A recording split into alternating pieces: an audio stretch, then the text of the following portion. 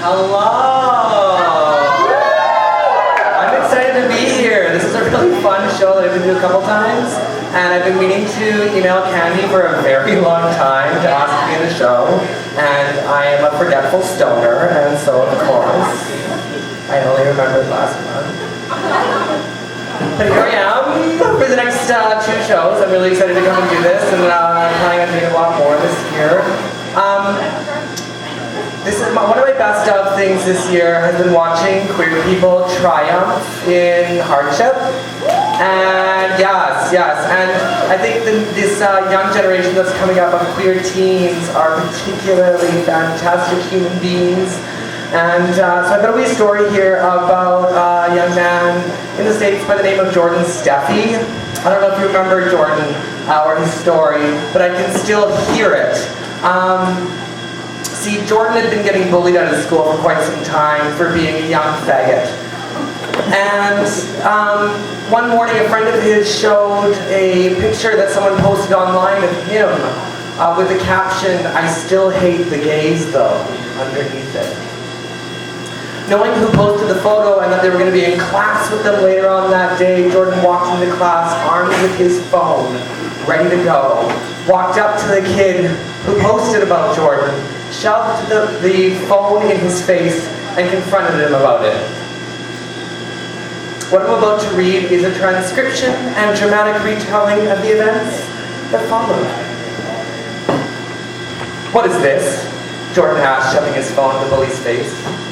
"It's just a post," the bully dismissed him. "About me, right?" "Yeah, and what are you gonna do about it?" the bully retorted in classic cliche fashion. Now it's at this point in the video that if you look closely enough, you can see the spirit of Harvey Milk rise up behind Jordan. Soon followed by Marsha P. Johnson, Sylvia Riviera, Gilbert Baker, and every glorious activist our community has lost. The bully is standing now and slowly stepping towards Jordan. Jordan pushes him back saying, "Don't fucking play with me, don't fucking do it." The bully comes back, "Don't fucking put your hands on me, faggot." "Don't fucking do it," Jordan says one last time, but it was too late. His brain had just finished processing the bully's final word. "Don't fucking put your hands on me, faggot." Faggot. Some might call it the straw that broke the camel's back, but I'm calling it his sleeper agent trigger phase. The moment the bully called him a faggot, it triggered his sleeper agent protocol, and the collective force of thousands of since-gone faggots started as a rumble somewhere in Jordan's stomach. And as he wound back and swung, "Don't call me a fucking faggot." The triumphant sound of the heel of Jordan's palm making contact with his bully's face, along with the staggering back and forth that accompanied it, is such that one can't help but cheer as Jordan stands up for himself. "What's up?" he shouts. "What's up? What's up? Because I'm motherfucking done with you. Call me a fucking faggot one more time, I'm gonna fucking pop your ass." The bully continues to stagger. He's not dumb enough to say it again, or he's just unable to speak. But still he doesn't back down. "What's up? What's up, motherfucker?" Jordan then laid into him. The video stops there, but the teacher then stepped in. I wonder why the teacher hadn't stepped in earlier when the kid had been calling Jordan a faggot. But at the same time, I'm glad Jordan got that hit in. Here's to Jordan.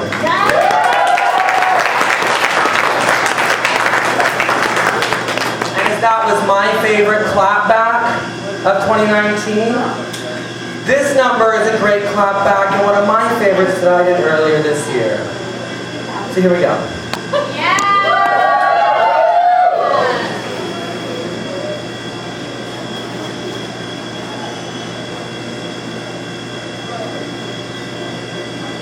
If you're gonna tell them everything, tell them I'm a good kisser. Tell them all the things you told me in your desperate whisper. If you're gonna tell them everything, don't leave out the good part. Tell them the way that you broke my heart when you told me that you missed her. Tell them I'm a good kisser. Tell them I'm a good kisser. You know I'm not proud of things that we did. Did it work out just the way that you wanted it? After it all, I stood up tall, like an umbrella, so who wouldn't fall? Now everybody's talking about me, 'cause you dirty live just to get yourself free. Get yourself free. If you're gonna tell them everything, tell them I'm a good kisser. Tell them all the things you told me in your desperate whisper. If you're gonna tell them everything, don't leave out the good part.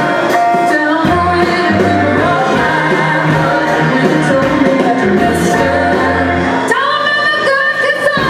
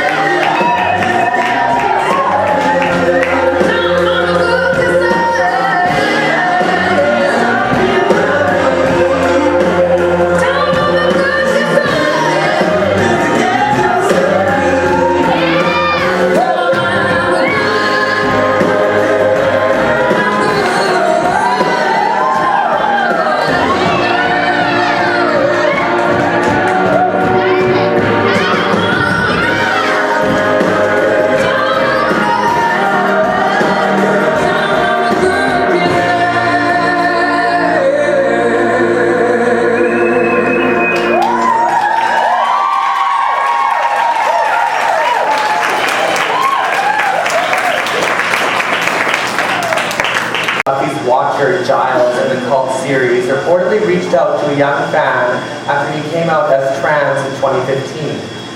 He'd heard that Jay Hulme, a poet who was having a hard time after coming out. Hulme was also kind of sad that all the photos he'd taken with the actor at fan conventions were signed to his dead name and showed him with long hair and no binder. Anthony and his wonderful wife Sarah reached out and invited me to come to their farm for the day, Hulme wrote in a Twitter thread. They spent the day with me, took me to the fanciest restaurant I've ever been to in my life, introduced me to their horses, took lovely photos, and printed and signed them, and even gave me tips for an essay I was writing on Shakespeare for school.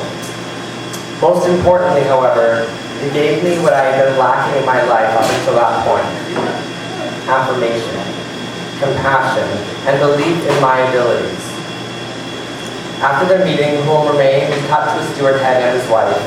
The actor wrote the foreword in Hulme's first self-published poetry book, who in turn paid his own tribute to the actor. The eagle-eyed nerds among you may have noticed that my middle name is Anthony. A reminder I gave to myself right at the beginning. A reminder to be for what others, what he and Sarah were to me. A light of hope, he wrote. They laid very small foundation stones at a very important age, giving me the ability to grow and change and build the life I have now.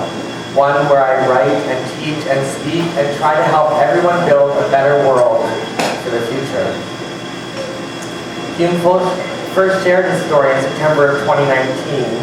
but it has resurfaced in the wake of the backlash currently leveled at J.K. Rowling.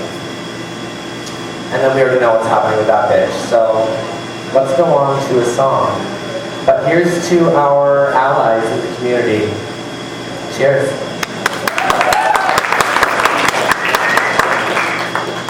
So this song, actually when I first heard the original, my mom was like, you have to hear this song, I just think it's so beautiful. And it immediately reminded me of another song that was kind of a viral video back in the day. So I started singing it along with it and found it went perfectly. And then it wasn't until about a month ago that one of my drag children played it for me. And then somebody else had mashed up the two in a song. And so yesterday I decided to throw it together for myself and write a longer version of it to make it kind of like a full mashup.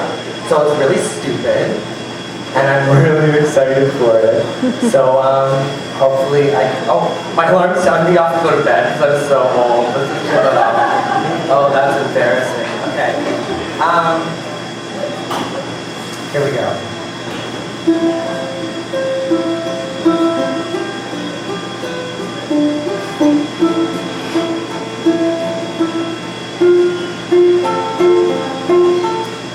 I'm going under, and this time I feel there's no one to save me.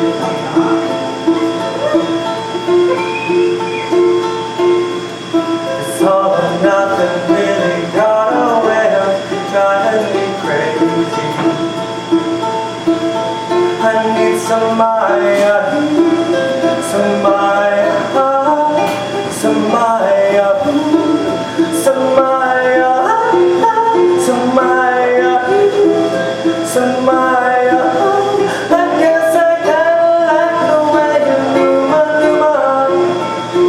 Now the dead leads into numa, yeah. Numa, yeah. Chiputa, si dragos fighting day. Mi ames ti okite.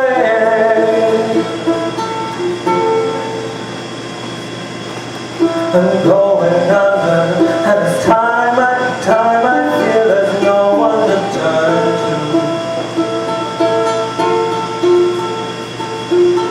It's all or nothing, really got me sleeping without you. I need some Maya, some Maya, some Maya, some Maya, some Maya, some Maya. I guess I kinda like the way you numa. Maya, Maya, Maya, Maya, Maya, Maya, Maya, Maya, Maya.